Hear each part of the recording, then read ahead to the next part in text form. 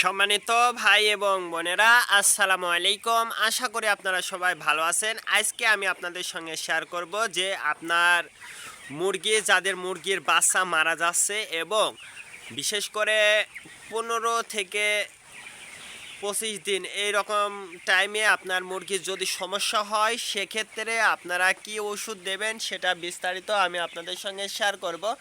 তো অবশ্যই আপনারা ধৈর্য সহকারে শেষ পর্যন্ত দেখবেন। তার কারণ আমরা যারা খামার করি আসলে 2 টাকা লাভ করার জন্যই কিন্তু আমরা খামারটা করি। কিন্তু যদি আমরা খামারটা করে যদি লসের সম্মুখীন হই, সেক্ষেত্রে কিন্তু আমরা খামার করে কিন্তু লস করাটা কিন্তু আমাদের জন্য খুবই খারাপ একটা, মনের দিক দিয়ে খারাপ লাগে। তার কারণ সবাই কিন্তু আমরা চেষ্টা করি যে 2 টাকা লাভ করার জন্য।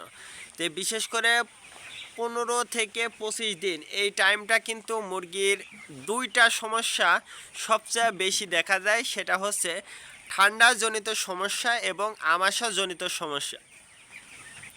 এই দুইটা সমস্যার কারণেই কিন্তু আমাদের মুরগির বাচ্চাগুলো বা মুরগিগুলো কিন্তু সবচেয়ে বেশি কিন্তু মারা যায়।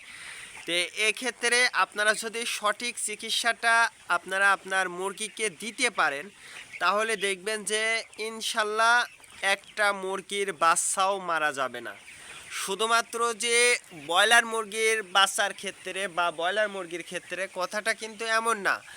আপনার ফার্মে সোনালি, দেশি, লেয়ার, আপনার যে মুরগিটাই পালন করেন না কেন, সেক্ষেত্রে এই টাইমে অবশ্যই আপনারা এই দুইটা ওষুধ দিলে ইনশাল্লাহ দেখবেন যে আপনার একটা মুরগিও মারা যাবে না। তো এই সর্বপ্রথম দুইটা রোগ, যেহেতু আমি বলেছি দুইটা রোগ সবচাইতে বেশি হয়, তো প্রথম যে রোগটা সবচেয়ে বেশি হয় সেটা হচ্ছে ঠান্ডাজনিত সমস্যা। আরেকটা বিষয় সেটা হচ্ছে বর্তমান সময়ে কিন্তু আবহাওয়াজনিত সমস্যাটা বেশি হচ্ছে। সেক্ষেত্রে মুরগির ঠান্ডাজনিত সমস্যাটা এবং আমাশাজনিত সমস্যাটা, এই দুইটা সমস্যাটা কিন্তু সবচাইতে বেশি দেখা দিয়েছে এই টাইমে। তো সেক্ষেত্রে সময় অনুযায়ী কম বেশ হইতে পারে। আপনার যে প্রত্যেকটি চালানে যে 15 থেকে 20 দিনের মধ্যেই যে অসুস্থ হবে কথাটা কিন্তু এমন না। আপনার মুরগির 12 দিনের পরে বা 18 দিন বা 20 দিন, কারোর আবার 20 দিনের পরেও কিন্তু এই সমস্যাটা কিন্তু দেখা দিতে পারে। সেটা হচ্ছে কখন আপনার মুরগির হবে এটা কিন্তু অ্যাকুরেট বলা খুবই মুশকিল। এই জন্য আমি আপনাদেরকে বলবো যে আপনার 15 থেকে 20 দিনের মধ্যে এই সমস্যাটা হইলে, 15 থেকে 20 দিনের মধ্যে যদি এই সমস্যাটা হয়ে থাকে, সেক্ষেত্রে আমি আপনাদেরকে দুইটা ওষুধ দেব।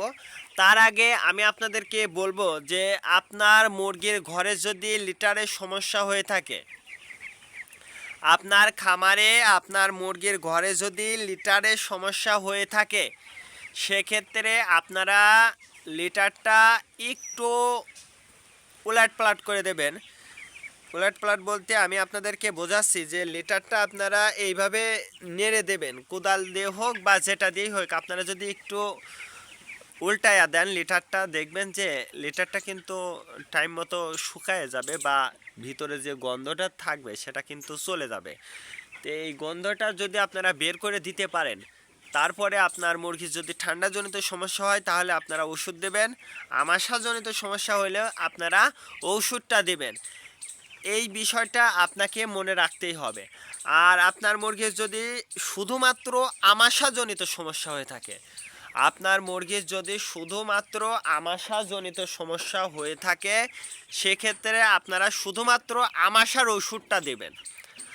আর যদি আপনার মুরগির ঠান্ডাজনিত সমস্যা হয়ে থাকে, সেক্ষেত্রে আপনারা আপনার মুরগির ঠান্ডাজনিত ঔষধ দিবেন।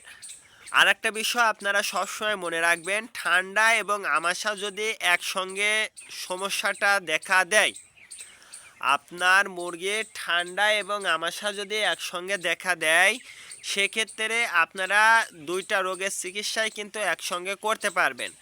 আবার অনেকে দেখি এই ঠান্ডা এবং আমাশা রোগ একটা সময় দেয় হচ্ছে, সকালে দেয় হচ্ছে ঠান্ডা রোগের ওষুধ এবং রাতে দেয় হচ্ছে আমাশা রোগের ওষুধ, বা সকালে আমাশা দেয়, রাতে ঠান্ডা রোগের চিকিৎসা দেয়। আমি বলবো যে দুইটা ওষুধই কিন্তু আপনারা একসঙ্গে দিতে পারবেন ইনশাল্লাহ। এটা কিন্তু আমরা একসঙ্গে দিয়ে থাকি, অথবা আপনারা স্থান ভেদে হয়তো বা এলোমেলো করতে পারেন। তো আমি বলবো যে ঠান্ডা এবং আমাশা রোগের ওষুধটা দুটো একসঙ্গে আপনারা আপনার মুরগিকে দিতে পারবেন, কোনো ধরনের সমস্যা হবে না ইনশাল্লাহ। যেহেতু আমরা অভিজ্ঞতা অনুযায়ী আমি বলছি, সেক্ষেত্রে আপনারা চাইলে একসঙ্গেই দিতে পারবেন। এবং পাশাপাশি আপনারা একটু জিঙ্ক দিতে পারবেন বা অন্যান্য ওষুধটা একটু দিলে রুচি বৃদ্ধির ওষুধ দেবেন, তাহলে দেখবেন যে আপনার মুরগির খাবারটা খাবে। যেহেতু আমাশা এবং ঠান্ডাজনিত সমস্যার কারণে কিন্তু আপনার মুরগির খাওয়াটা কমায় দিতে পারে, সেক্ষেত্রে আপনার মুরগির ওজনটাও কিন্তু কমে যেতে পারে। আর আপনি যদি এই ওষুধটা দেন, সেক্ষেত্রে দেখবেন যে আপনার মুরগির কিন্তু খাবারটা খাবে, ভালো মানের খাবারটা খাবে এবং মুরগিটাও কিন্তু সুস্থ থাকবে।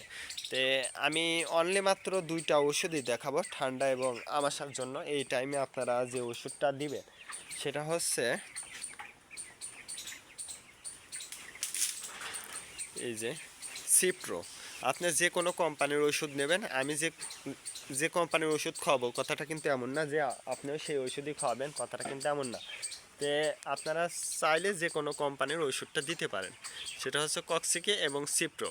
এই দুইটা ওষুধ যে কোনো কোম্পানির আপনারা খাওয়াইতে পারেন। আজকে এ পর্যন্ত, ভালো থাকবেন, আল্লাহ হাফেজ।